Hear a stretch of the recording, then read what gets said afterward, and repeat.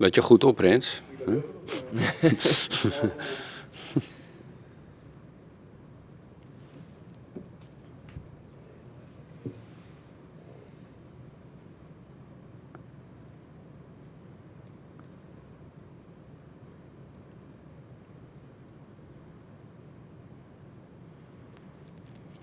Kijk, uiteindelijk is de bedoeling dat ik dat interview ook aan mensen laat zien van zo, dit is het idee. Weet je, en dan kan dan in elke locatie dat zij wat zij willen. Ja.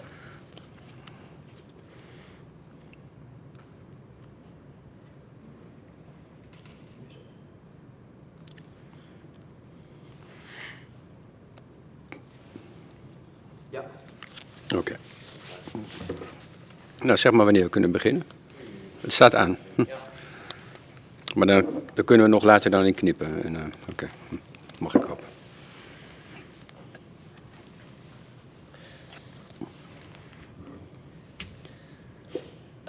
Hello and welcome everyone to the first episode of our new podcast series, where we are going to bring together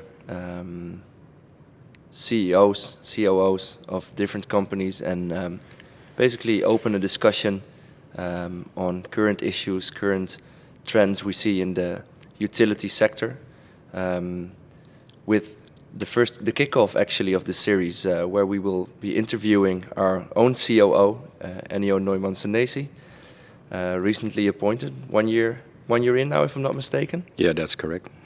Welcome, Ennio. Yeah, my pleasure. First of all, Ennio, would you for those of the listeners that don't know you yet, could you please introduce yourself? Tell us a bit about your background and how you got to becoming the COO of UMS Group. Okay, well, you got a day. Really, I started with UMS back in October last year, and the background to this was my ongoing conversations with Jack Sherman, the founder and CEO of UMS, which is a very, very compelling, intriguing personality. I think Jack Sherman is one of the most knowledgeable people in the utility sector that I've ever seen. So I was very impressed, and he had very strong ideas, and I was on a moment in my life where I was thinking, okay, so what am I going to do when I grow up? Am I going to be an independent consulting doing a bit of work here, a bit of work there, or do I enter into a small boutique where I can contribute to the growth and basically enhance the proposition and bring out the jewels of the basement, as I call them, that UMS definitely has? And would that be my choice? So it became, of course, the latter option. Jack and I very quickly agreed on the terms, and I took the steering wheel as of October last year. And before that, my background and my pedigree, or my guild, if you like, is management consultancy. I do that for about 36 years, probably 36 years. Been with Accenture, A.T. Kearney, Shell for many years, Proudfood, where I've learned the trade many years ago. I spent about 8 years in private equity, setting up new companies, always in the energy sector, so oil and gas, to a lesser extent utilities, and full value chain. So, hearing that's basically a whole career path for as far as I know, the fossil industry.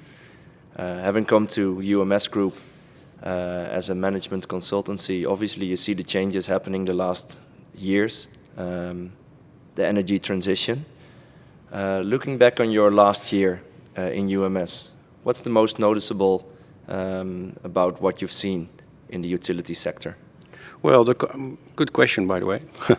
The conversion from, let's say, conventional consulting, asset management, optimization, performance, helping companies out on their processes, making them more efficient, And all of that is still very, very valid.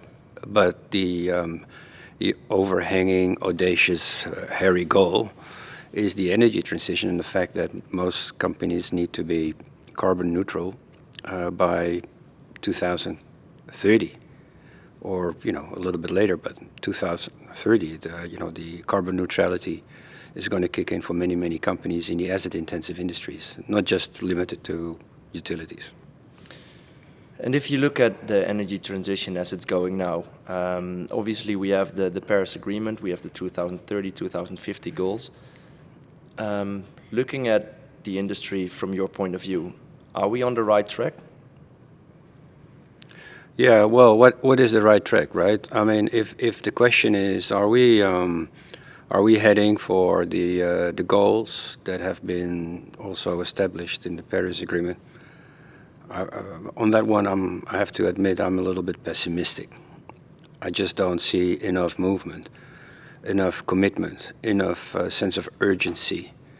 I mean, let me give you the example, right? We had this COP in Scotland. Yeah, in Glasgow, right? A great event, and then you see, all those people being flown in with planes, and I even heard the anecdote that people were been driving around in Teslas, but there weren't sufficient sockets with real power, and they were basically powered with diesel generators. I mean, yeah, it was just one of those anecdotes, which for me illustrates there's a lot of lip service, and I don't see sufficient action. The other thing is that I think that the correlation between environment and climate is not sufficiently boosted, because I think the whole world situation, not just the energy transition per se, should be considered in let's say, a holistic approach. So we should not just look at one parameter that's a threat to the world and to society, because there are many threats to society and to the world, existential threats, and the environmental issues are not less important than climate change per se. That's, yeah, so that's my line of thinking, and but I don't see too many people having the same thought about it, and especially policymakers, because policymakers are driven by the electorate. The electorate is driven by their wallet and by their concerns. So politics have become a very symptomatic management of sentiments and polls, and then basically real long-term vision for 5, 10, 20 years with implementable steps. That is that doesn't seem to be in place. I don't see it. And do you think regulatory changes could make a difference in this transition, or should the incentive come from somewhere else? Well, everything in life, every process in life has a value chain, right? So incentives could be part of the value chain to achieve a certain objective. The regulator is important, but who drives the regulator? What motives do the regulator have to install, impose, or mandate new regulations onto society, onto companies? Who's going to pay for it at the end? There are many questions, and I personally, but that's my personal belief, and I don't represent my company because, by the way, this is a personal interview, right? So I think I have a little bit more liberal look at this. I don't think that the regulator should be imposing all kinds of things, especially when they are not done from a holistic perspective. But yeah, I mean, it also depends on the jurisdiction where you are, which country do you live. If you live in a place where everything is highly privatized or commercialized, it's a different discussion as when you are in a highly regulated country.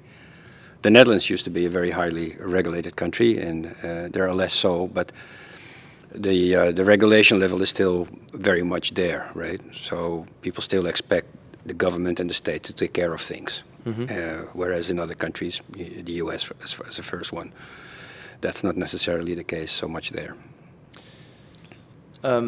Part of the energy transition is the phasing out of carbon emissions, obviously. For a country that's not heavily regulated, that doesn't have that governmental body that says we need you to phase out, we want you to phase out before a certain time. What could be their incentive to phase out anything carbon emitting? Yeah, again, another good question. Yeah. Okay, so it's commercial, right? If people see that eventually, over the longer term, hydrocarbons are become more expensive, that's what we already see now. So that automatically will create the urge to think differently, to look for alternative sources of energy. But do you mean this in the form of more expensive coal or gas, or do you mean more expensive emissions, as in emissions being taxed? But you just said in a non-regulated environment. Fair enough. Okay. So in a non-regulated environment, it's commercial. It's driven first and foremost because if you live in a non-regulated environment, as some states of the US are, for example, you automatically the mentality of the people is, first of all, is basically asset-driven, is money-driven. If this becomes really expensive, we can no longer afford it, so therefore we have to change. And by the way, the emissions eventually are causing havoc in our environment, and therefore, over the longer term, we may impact negatively the quality of the lives of our children and grandchildren. So that may be like a calling type of motivation, where the other one is more an ambition to spend as little as possible on energy, right? So that's what I think would trigger. And by the way, you already see it because places like California and to some lesser extent Florida, they have already developed a lot more alternative and renewable strategies on energy with solar and wind, more than other states in the US do, I think. And in Europe it's already a lot more than they thought they would be having 10 years ago. Yeah. Mm-hmm. Yeah. Do you see, or who would you call out as the most or the key drivers in this energy transition? Key drivers in the energy transition. I think society. And society, of course, then what is society? Society is the makeup of people, companies and entities and everything else. But I think this is a public-driven initiative, and the academia not to forget. And of course, what you also see is that almost any urgency in the world is sometimes hijacked by who is in power, just to force some changes to gain a better side or more control. I know this sounds sometimes a little bit awkward, but that's also the case. If sometimes you see governments that would have never embraced these policies are now, really embracing these policies, and I sometimes doubt their motives. Really, is it really for the environment, or is it because that's a way of mapping,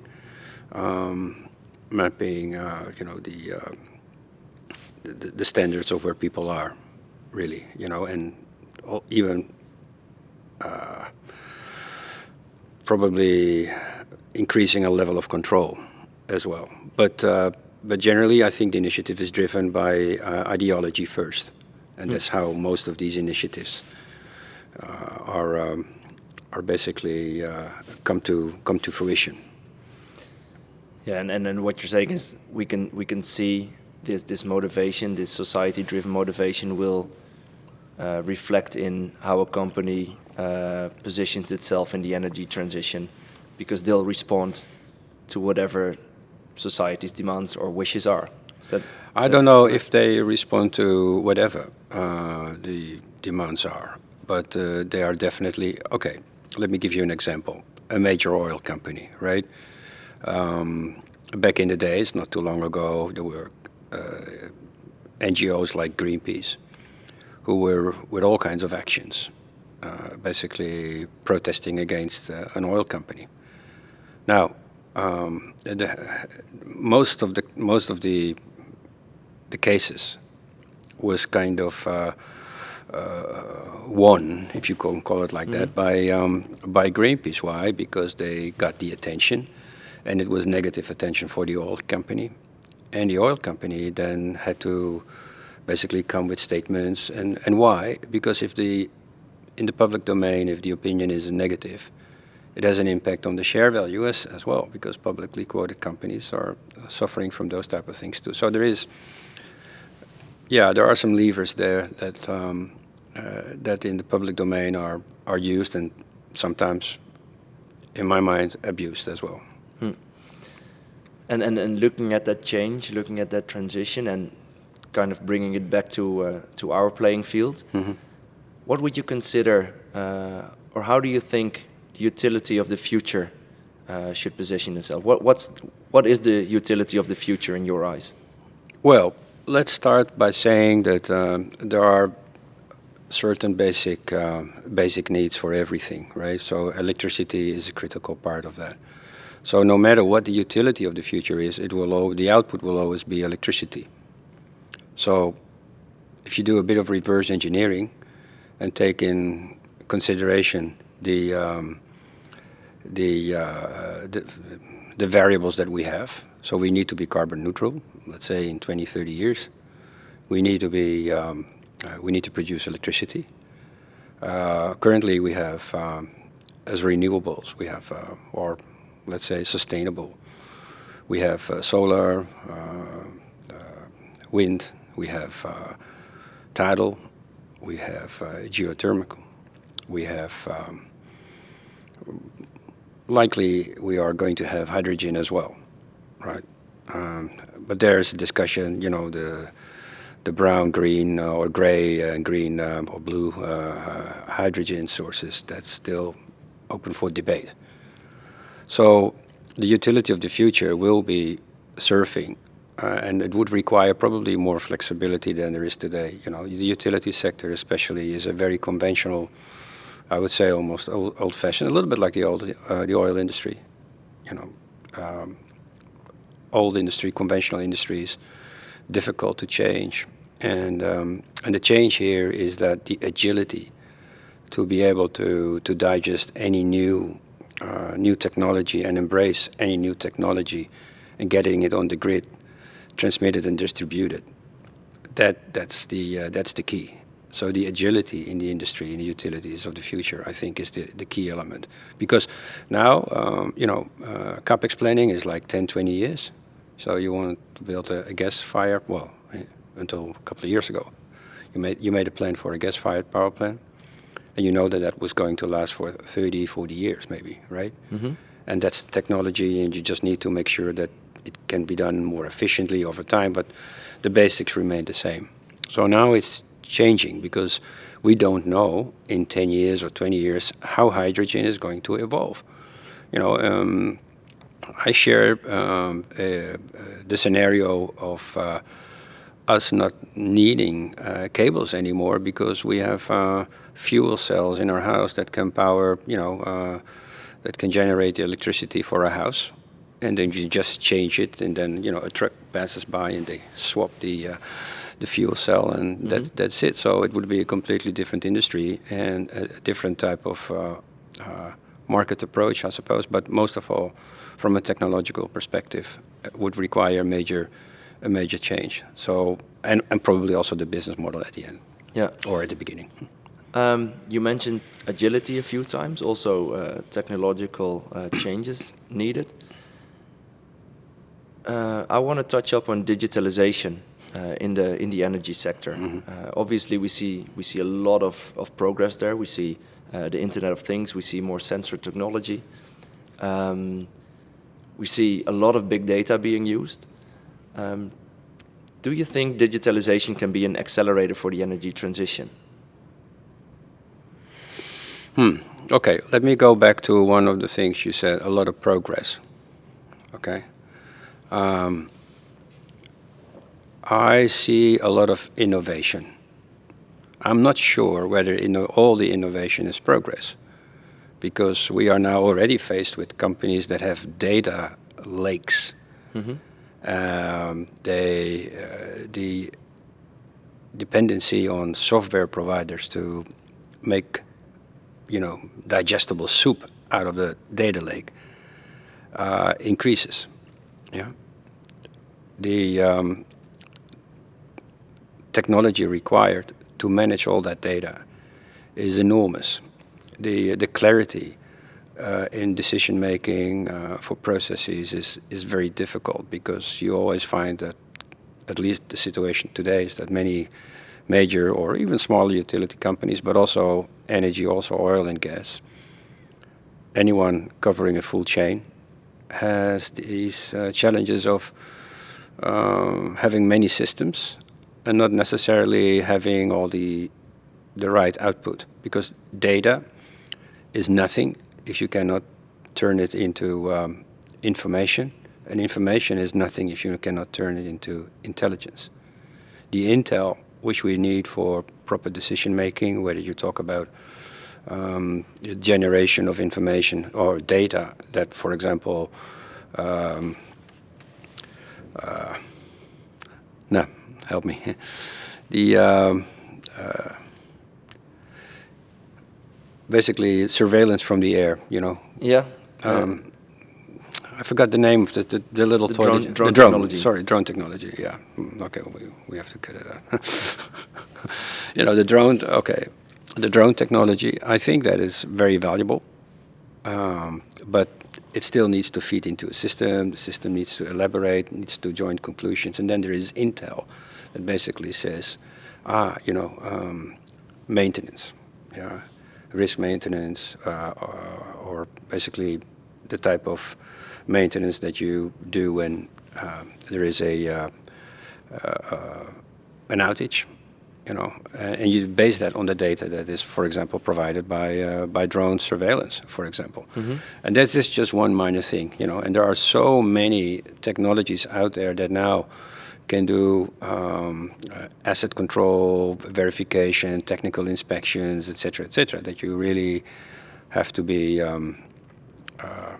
that the robustness of the systems is a challenge, and this is what we all already notice now. There is a big challenge, and digitalization at the end, I think it's unavoidable. It is important. It's there, but people have to get to agreement how that looks like, and there is insufficient agreement. There is a lot of, let's say, California in 1800 type of mentality. You go out there, you develop new things, you bring new tools to the market. People like the tools, and then let's see which one comes out stronger, and then others that have also come up will slowly vanish from the scene.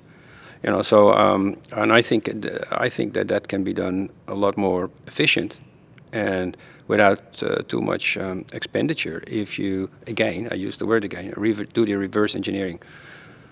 How do you wish to make your decisions, and what type of data do you wish to make your decisions? What decisions are required in real time? What type of decisions can you make over a longer period?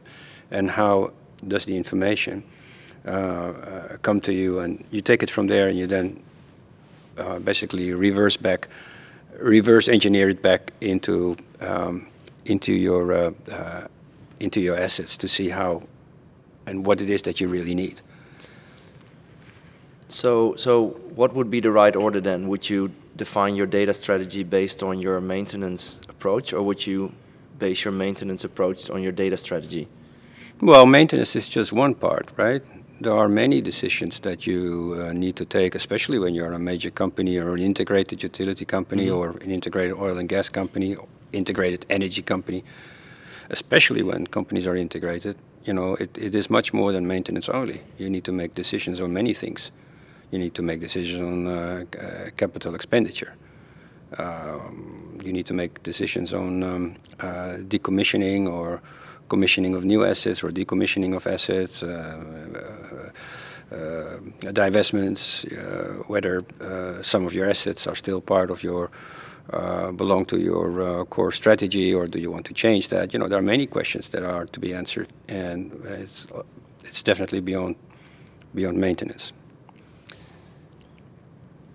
Don't you think it's a matter of maturing, basically a matter of time before that solves itself out?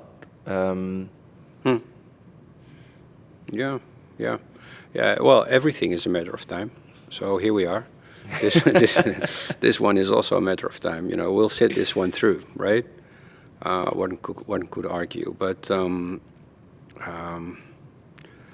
that did not bring much good to many countries. If you look in the history and development of places like Venezuela, or even South America, if you take Venezuela, Argentina, but even states in the U.S., right? If we just sit it through and we just carry on with business as usual without proper planning, I don't think that time will, will resolve it, because it will end up in companies going broke. It will end up in outages. You need to plan your journey, and what I think is that a lot of companies, but not just companies, also people, it's micro and macro, do not plan their journey. I think you have heard me saying one time, if I'm in Southampton with my boat, I want to sail to New York, right? So I know where I want to go, to New York, and that is already very important. I know that I cannot fix my journey because I cannot control weather conditions. Well, at least I cannot. Maybe other people can, but I cannot control. So I know that that's the journey, that's the course, but events may come in and kick in and throw me off course. Mm-hmm. But at the end, I have my objective, I have my goal, and I will get there. And I see a lack of visionaries in the industry. I see a lack of visionaries in general. There are a couple, and they write books, and then that's it. But you don't find them in the top, let's say, top 100 blue chip companies in the world. You don't find real visionaries who can actually say, New York is where we go. We depart from Southampton. There's not too much out there that basically gives that type of idea. And if that isn't in place, then you work with people who have 3 to 4 year assignments and then go and do another job. People are not necessarily entirely committed. In Shell we call it the hearts and mind. Mm-hmm. So you need both. Commitment doesn't come from the mind only; it also comes from the heart. And I don't see sufficient people, leadership, being committed with the heart to the objectives that they should be defining for themselves. But in that context, wouldn't our New York at the moment be the Paris Agreement goals? And don't we just lack a captain to get us there, or multiple or basically we miss a whole crew? In your opinion, if I'm putting words in your mouth. Yeah, you do. No, so we don't lack the crew. You always have good crews. You always have good team members, but you need to have a game plan, right? And in the game plan, everyone has their position and they know what to do. And if everyone is committed with hearts and minds, mm-hmm. then you will get the result. Okay, that's fairly simple. I see. The objectives are clear, right? The energy transition is that you ask for the Paris Agreement. For me, the Paris Agreement and the energy transition is an objective that should catalyze sustainability. Mm-hmm. It is just one milestone, because at the end, it's not about the energy transition. It's not about climate or about environment alone. It is about creating a sustainable world, and these are critical factors on that path. But they're not alone, right? There is a lot more to look at. So if a certain objective that the whole world can stand behind, yeah, I mean, okay, it's about sense of urgency, right? So if we now would be invaded by a extraterrestrial fleet, I think the Russians and the Ukrainians and the Chinese and the Americans, they would all be focused on, mitigating the threat that basically is on all of us, right? And that's the sense of urgency. That's the sense of urgency that you need to mitigate the threats of the climate change and the environment. Do you see a difference in sense of urgency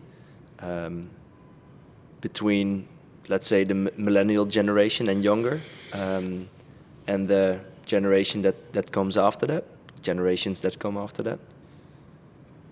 I'm not entirely sure about the generations that come after that, because I'm a little bit disconnected. I have grandchildren, and when I talk to them, they have the same concerns as I had when I was 6, right? But the youngsters, the teenagers, are very concerned with what's happening in society, and that's not just what I notice. It's not limited to climate change and environment alone. Never mind Greta, Greta Thunberg. I think she is, she started off in ingenuity, and then, of course, she becomes like a used puppet as well. That's clear. And I don't count her as a representative for the youth anymore. The youth I see is the folks in the street that cannot do many things that I could do when I had their age. And they know, right? So, and therefore they are concerned. And by the way, I'm concerned as well for the same reason. And with the, let's say, the millennials, they also have these concerns because they are thinking about maybe having a partner, getting married, maybe children, the traditional things. And there are too many variables out there that makes it, that creates a lot of uncertainty. Climate is just one of them, but the current way governments are dealing with the corona situation is the same. It adds up to this one. So at the end, I am concerned, I am worried for the next generations, especially because we have this compartmental approach to key issues in the world. What would your advice be to this concerned generation? If this was your last hour on Earth and this is your last message, what would you tell that up and coming generation? Those. Okay. Well, when people say these things to you, if it would be your last hour, your last moment on Earth, in Italy we say knock on wood. Apologies. But I think the first advice is that be critical, be a critical thinker. Don't take anything for granted. Not the information that you are faced with. Make sure that you are comfortable with the things that you see and that you learn, and try to make decisions based on on as many parameters as you can get. Be concerned. Be concerned for the environment, and climate change. People say, we have to mitigate climate. No, we cannot mitigate climate change. We will not be able to mitigate climate change. The one thing that we have to do is getting plans in place for over 20, 30 years when climate changes and how that is going to affect the place where we live. I was making a joke a couple of months ago. I was saying to people, yeah, I'm going to buy a piece of land in Siberia. Oh, Siberia. Yeah, because I think my great-grandchildren will have a nice villa at the Riviera of of Siberia, because that's what climate change is going to cause, likely, if I believe the scientists, right? So rather than arguing and fighting over, climate change, yeah, we need to mitigate as much as we can, everything that contributes to climate change. But actually, rather than the emission discussion, I would be even more focused on environment, but I said that in the beginning. So for me, environment is the key enabler to mitigating climate change and cope with the consequences of climate change. And rather than focusing purely on climate change and forget about the rest, the plastic ocean and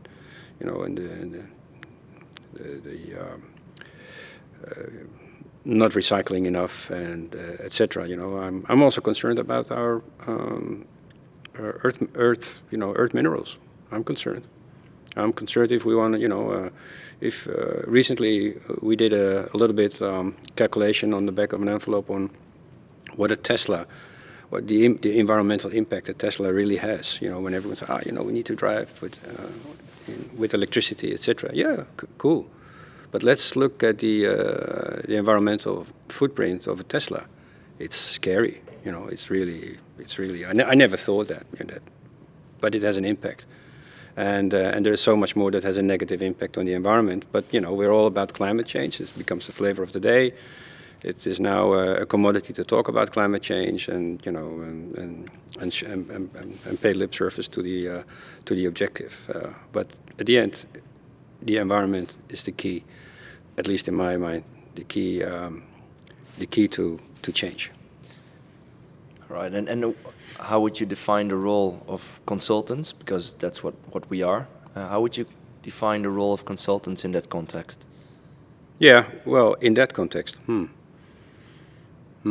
Okay, so as consultants, we are not driving the bus, right? So we are telling the bus driver what the best way is to drive the bus, and maybe change position, or maybe, well, they don't smoke anymore, but never mind the example of the bus driver. But we are not driving the bus. So we are advising the bus. If they ask us to drive the bus, we probably could drive the bus as well, and we probably would also invent a new route rather than the one that he was going on. To make it more efficient. As a matter of fact, consultants have been involved in inventing bus routing and train routing, but never mind. So there are three levels. One is strategic, the second is tactical, and the third one is operational. And all levels have a requirement for continuous improvement, have a requirement for reflection, have a requirement for external support. Why? Because consultants not just bring their skill set, but they also bring the experience of other clients into their work, right? So from a strategy perspective, helping clients mapping the strategy for the future is a role for consultants. How to convert strategy into operations is a role for consultants. Sorting out what digitalization really means to the industry is one.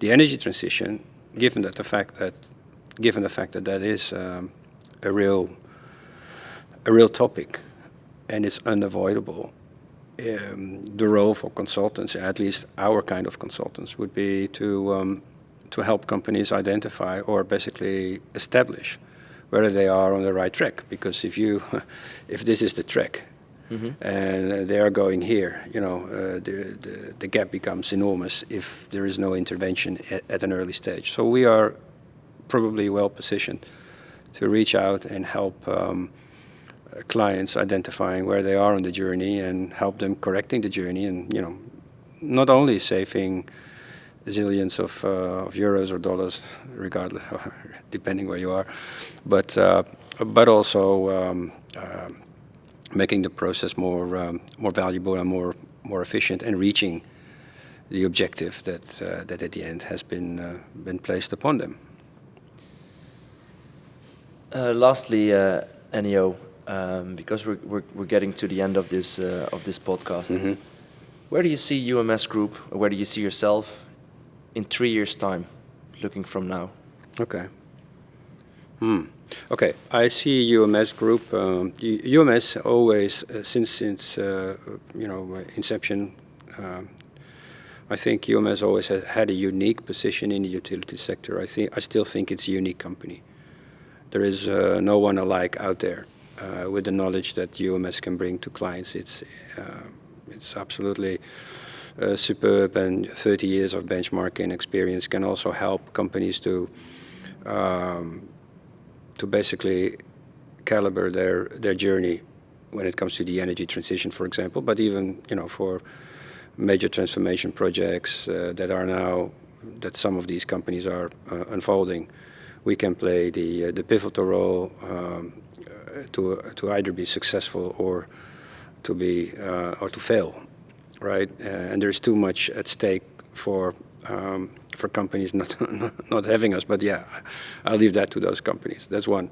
So I see UMS in growing and diversifying in the next 3 to 5 years. That's what I see with increased specialisms on our global learning consortia, which is the benchmarking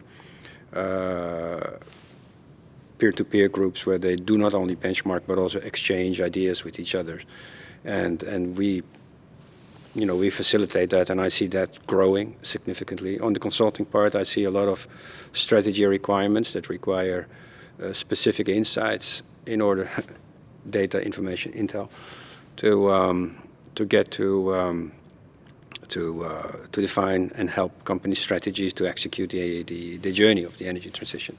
And then there is operational. There are many operational issues out there that could be streamlined, whether it's in operations, maintenance, and and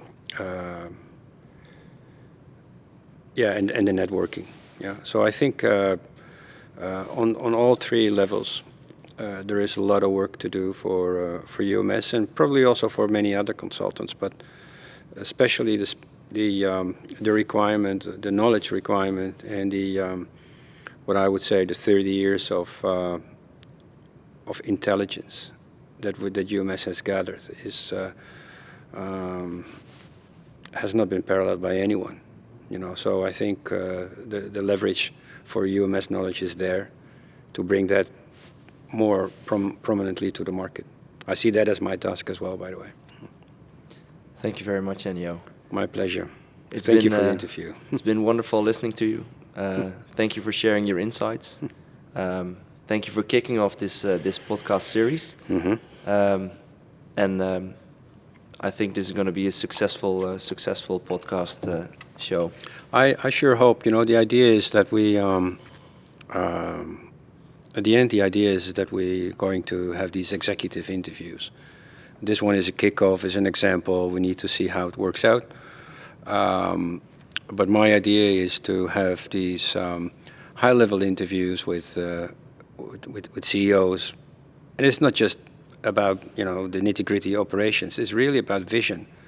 I would like to hear the vision of those people who are leading companies and therefore leading regions, leading nations, leading people. It's leaders of the world, and it's not the ones that are elected. These are the companies that basically design our future, right? So it is important to know what those people think, and I would love to have these interviews with these people. And I, would like to launch this first series of 12 executive interviews, and this one is the kickoff, just to test it on myself first.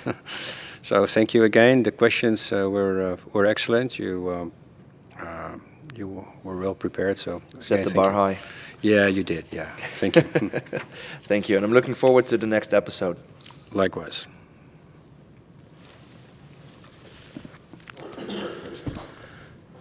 Ja? Dat is wel makkelijk werk als podcastregisseur. Je moet 2 keer op de knop drukken en dan... Echte